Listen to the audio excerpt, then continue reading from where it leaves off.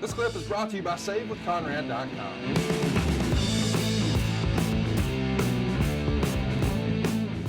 Well, and of course, before you know it, we've got the Sid Vicious match. It's finally going to happen at Halloween Havoc. There's been months of teasing this where he attacks Sting after the match. And Sting's two biggest matches after winning the title.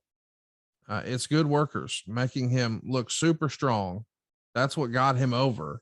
But now that he is the champ, now he's unfortunately tasked with doing that for others, which means instead of Ric Flair helping carry him to a great match, now he's got to do that with Sid and whatever this Black Scorpion mess is.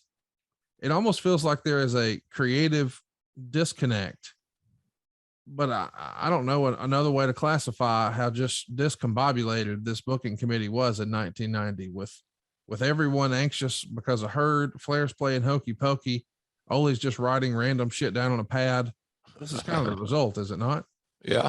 Yeah. What would you think we're going to have? The recreation of WrestleMania 1, Rockettes? No, that's what you get. You harvest what you sow. And we were sowing bad shit. It just wouldn't be good.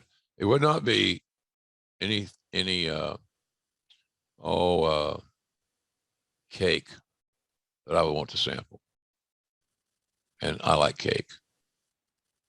So you wind up teaming with Sting, Brian Pillman, Brad Armstrong, and Tom Zink to beat the Glow Girls on Family Feud in this era. We see this picture float around all the time. What do you remember of this experience? Well, I had a great time. I remember that Pillman and Zink never went to bed. And they were out doing what young, virile, muscular TV stars do. And I don't know. I didn't hear any dirt. My God, there was dirt, Conrad. I think they had sex. And we had, I can't remember that kid's name. He's in that picture. Wayne. God dang it. I should know that. I can't remember his name. He was like the marketing guy. But it was good. Ray Combs was the host. And we taped 5 shows in one day. They took good care of us. Catering was good. Hotel was good. And we beat the Glow Girls. The funny thing how that worked out, you have an adversary when you go down the list. So it's 1 and 1 and all that. So I was 4 on our team, the 4th position. And my adversary that day was Mrs. Jackie Stallone, Sylvester's mama. And, I'm not saying I'm real smart, but I beat her I hit the buzzer faster. It's so stupid. Everything's a wrestling deal. But it was fun. It was fun. I think it did well. And we represented well. We got Brad some exposure. Of course, Sting was the lead guy. Pillman was always a character. Any TV time for him was good. He loved it. He made the most of his minutes, maximized them. But it was a fun trip. It was out and back. I think we were probably gone 48 hours. Hey, folks, it's time to take your podcast game to the next level. And you certainly want to get your almighty push. My God, we have to have a push, right? We'll get that over to adfreeshows.com. Now, I'm telling you, if you're a fan of Grilling JR, adfreeshows.com has the entire episode library, and it's got no ads. 0 ads, zilch, none. Ad-free and on video starting at just $9. Did you hear what I said? $9. You spend more than that at Starbucks, for God's sakes. 2 mornings. But that's not all, folks. We got tons of bonus content, including my after-hours roundtable, where drinking was involved with Eric and Tony. You simply will not find a better value in all of wrestling. Hey, look, don't make me go red ass, because by God, you know I will. Hurry over to adfreeshows.com right now and sign up. And I thank you.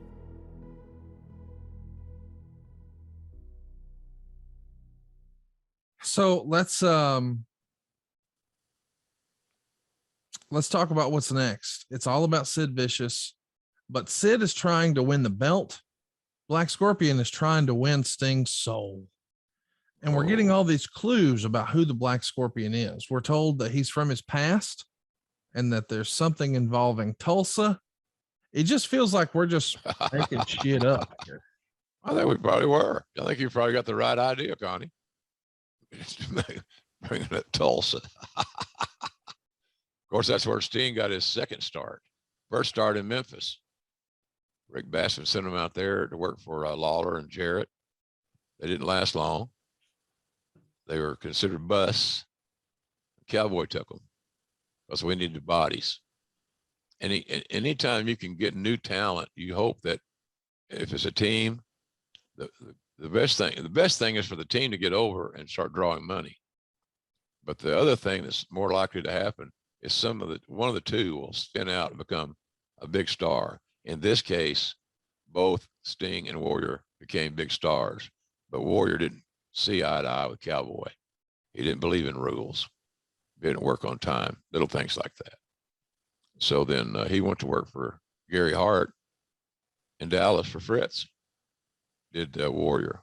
And we kept Sting, and Sting was, I think, the caveat on that whole buyout thing for JCP buying out Cowboy, that JCP got Sting. But again, I don't know how sold Dusty was on Sting. I don't know that. I think he was pretty sold on him, but I'm not sure. And basically, the booker just didn't want to create bad tracks and create a situation where he's going to have to discuss this with the Horsemen, because everything's about TV time. And you're dealing with some smart dudes there. So, yeah, it's interesting times. But Sting was the caveat of that whole buyout, in my view. He said, for whatever reason, and maybe you asked me earlier if he was a model employee. He really was, in my view. And I think that hurt him. His squeaky wheel gets a little grease. He should have squeaked more. And and all he would have to do is he was so coveted, they didn't want him to know it. Right. So I don't know. I've always felt bad about that. You know, we didn't do a great job of preparing Sting for his entry and development, and have a couple-year plan. And you're going to win the title in 2 years or whatever it's going to be. All those things can be done unless the cooks in the kitchen are also, creating the guitas for the food they're cooking. It's just not good. Not enough objectivity, and at least in my opinion. But we failed Sting in so many ways. And thank God he's not bitter, or he's not unruly today. He's trustful. He's mature, as I said. He's learned along the way from a lot of veteran guys that were a little less than forthcoming, shall we say, at times. So you guys were definitely inferring that, hey, it's the Ultimate Warrior without saying it's the Ultimate Warrior. Wrestling fans who knew that they had a past, and certainly the After type magazines, they're speculating. And of course, it's not going to be the Ultimate Warrior. He's the top dog in the whole industry at the time. But then there's the famous contract signing for Halloween Havoc, where the Black Scorpion appears, which leads to Sid hitting Sting from behind with a steel chair and pile driving Sting on the chair. There's a lot of moving parts here. You've got two contenders gunning for Sting at the exact same time. Do you ever think it was ever considered, hey, what if we put the belt on Sid? Maybe this whole Sting experiment was just ill-fated and we need to Control Alt Delete? I'm sure that we discussed it. And the eventuality of Sid becoming a champion there, the champion, was very prominent. That could have happened at any time. They'd already figured out he's going to be one of the guys. And so when you're going to become one of the guys, or the guy, or one of the guys, whatever it may be, you just gotta, you gotta prepare them for such. And Sid was a lot farther along experience-wise, because he'd been wrestling in Memphis for all those years. And he learned a lot there. Good territory. So I I don't know, Conrad. That's an interesting question. I come back to when I'm thinking about it, and I shake my head because it's like, how in the hell did we screw this up so badly? Because this guy was an it guy. Sting was an it guy. When you and I first met, and we were talking about our fandom and who kind of got us interested in things of that nature, it was always, your take was always, I was a little stinger, which I found to be somewhat humorous. Yeah. To say that Conrad's a little anything. A little anything, yeah. But seriously, you were a little stinger. And you weren't alone. He was mismarketed, mispromoted, and was not given the time to become what he eventually became. So let's jump on and talk about the house show business. It's actually booked with Sting and the Scorpion, of course, because why not? It drew the big record rating. That's what we need to keep up. So it's not always the same guy either. And my question is, and this is a kind of fun sidebar, were you there or at least aware of Tony Zane portraying the Black Scorpion and then being arrested in the parking lot after the show for marijuana possession? I don't remember that. I'm not denying your story, but I don't remember that one. And I remember Tony Zane, mid-card heel, fundamentally sound, worked the territories, probably had 3 times as many matches as Sting. But I hadn't heard the rest of the story about the weed in the parking lot. That's crazy.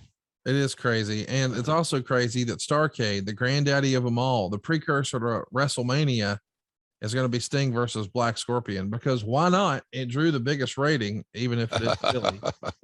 But Halloween Havoc, man, that's a horse of a different color. We finally see Sting and Sid Vicious face off. This is one of my favorite guilty pleasure pay-per-views in front of 8,000 fans, Chicago's UIC Pavilion. Before the match, there's a segment with Tony Schiavone and Sting, and well, it features the Black Scorpion, a woman, and magic. Boy, this is not the NWA we grew up with, is it not? No. Again, it was that edict from up above to become more WWE-like. Yes. And be more entertainment. We need more entertainment in our shows, because we're convinced that people that really like wrestling may not watch a Clash or something. What? Because there's too much wrestling. That's what you're saying. And where did you get that information? Is that your own personal gut feeling, or is that some high dollar research we've done that people that watch wrestling don't like to watch wrestling? You got to help me here on that one. So it's just, we kept getting our toe back in the wrong water again and again. Hey, it's Conrad Thompson. Thanks for checking out the podcast here on YouTube. Be sure to hit the subscribe button and the notifications bell so you get a notice anytime we upload some new content. And go save yourself some money right now. If you're in a 30-year loan or you have credit card debt, it's not a matter of if I can save you money. It's a matter of how much. Find out right now for free at SaveWithConrad.com.